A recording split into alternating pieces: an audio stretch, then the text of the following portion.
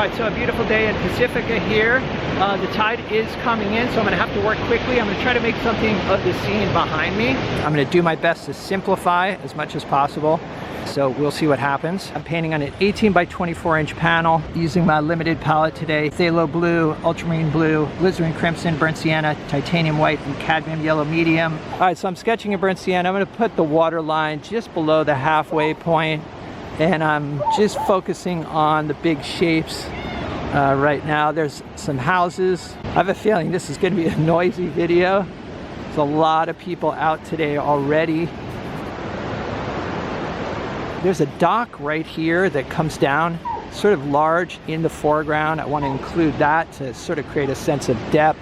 It's pretty low tide right now, but the water is coming in quickly. So I am going to paint the water when it comes in. All right, so I'm adding a little bit of extra detail to this dock because it's in the foreground. It's actually a boat ramp where people bring their boats down. Noticing that the bottom of the pier is sort of on an upward angle, which will sort of lead the eye into the composition. And I also spent a little bit of time sketching out these houses too. But I think that's about it for the sketch. For my dark mixture, I'm using ultramarine blue, alizarin crimson, and a touch of burnt sienna. I've got my panel in full light, which is sort of a problem. But for now, if I were to turn the panel so that it wasn't in direct light, I would be painting over my shoulder, which is pretty uncomfortable.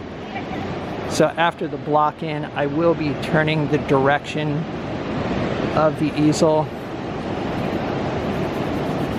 As usual, I'm squinting at the scene to simplify it and just focusing on shapes. I'm staying pretty true to the scene at this point, but I probably will be connecting some of these dark shapes in order to create a better composition, but we'll see. And there's a cypress tree up here, kind of like that. The light-dark pattern is really the composition. So if I have an interesting light-dark pattern, the painting should work. So I'm taking time to make sure that this light-dark pattern is appealing. All right, so I've mixed up a green here using ultramarine blue, cadmium yellow medium, and a touch of alizarin crimson. I've kept the mixture fairly dark. I will be coming over these greens with lighter greens, but I do want to establish the darkest greens first. After the scrub in, I will be making adjustments. I had some leftover cadmium red light on my palette, so I mixed that in because I'm noticing some sort of orange tones in the greens right in this area right here. And it's always nice to get some orange or red into a landscape painting or a seascape painting.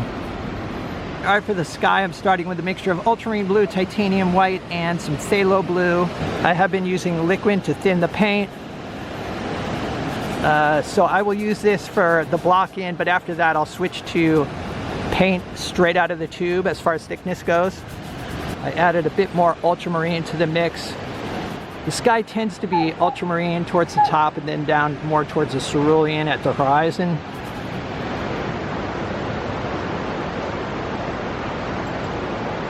Working quickly against the tide, and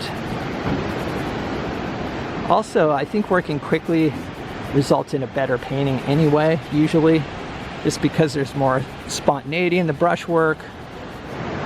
As you can see, these docks or boat ramps are pretty complicated. I'm just squinting at them and looking at, say, you know, this lower mid-tone area as one value, and then there's the light values right in here and light values over here as well. Starting with some of these darker tones here.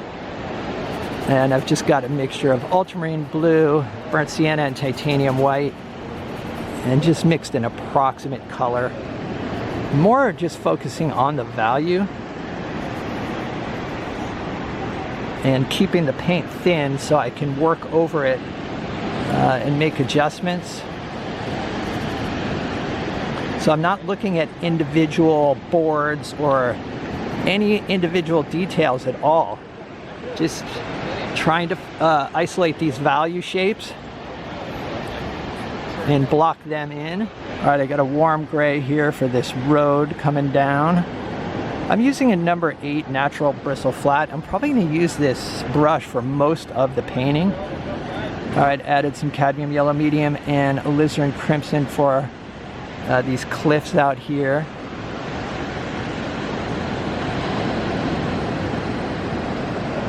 And for this area here, I'm going with a cooler gray. These are docks that are in the background.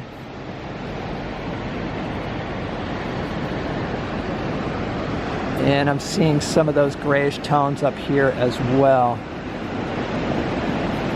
All right, so there's quite a bit of seaweed here, which is kind of a reddish brown color. I think I'm gonna add some of that.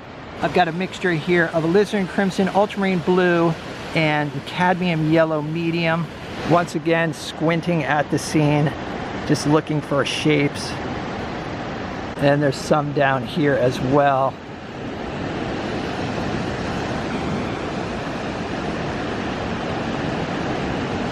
It's nice to connect the shapes somewhat, so maybe something like that. So for the water, I've got a mixture of ultramarine blue, titanium white, phthalo blue,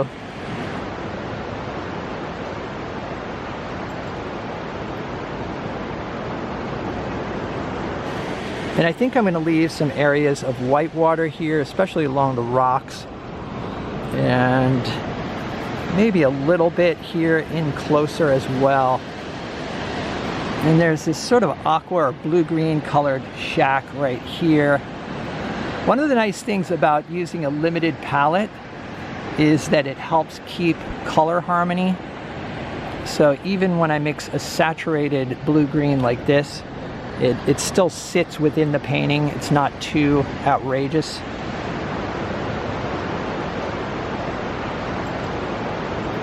All right, for the sand, I'm using a warm gray, and the tide is starting to come in, so I'm trying to accelerate my process here.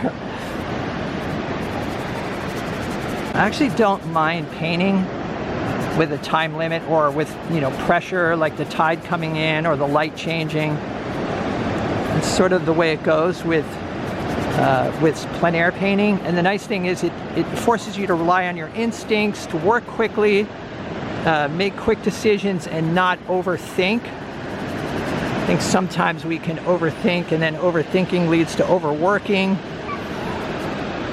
Another thing that's helpful when painting plein air is to paint without expectations, and I no longer worry about whether a painting will turn out or not. Just kind of let go and have fun with it. Most of the time the paintings turn out, they work out. And if they don't, at least I learned something from the process. All right, I've got titanium white and a touch of ultramarine blue for some white water here. That's like a breaking wave. Maybe a little bit here, and maybe add a touch of wave activity out here as well. All right, so at this point, the scrubbing is complete. I just walk back about 10 or 15 feet and take a look at it. Overall, I do like the light dark pattern. So now I'm gonna go in with thicker paint.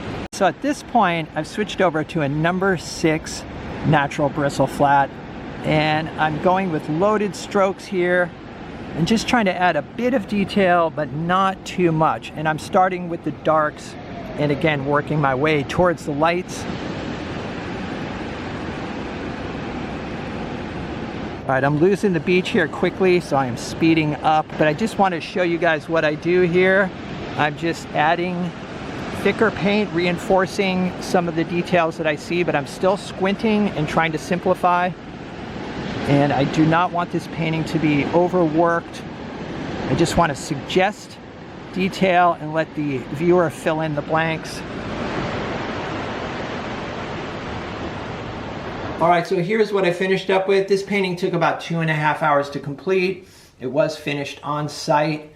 This is a scene that I've painted several times before in the past, but I think this is my favorite rendition of this particular view. I think you grow a lot as a painter by painting complicated scenes like this. It really does force you to simplify. If I were to paint all the details, I would have been there all day. I did what I normally do, which is to squint at the scene and just reduce it into simple shapes and try not to think about what it is that I'm actually painting.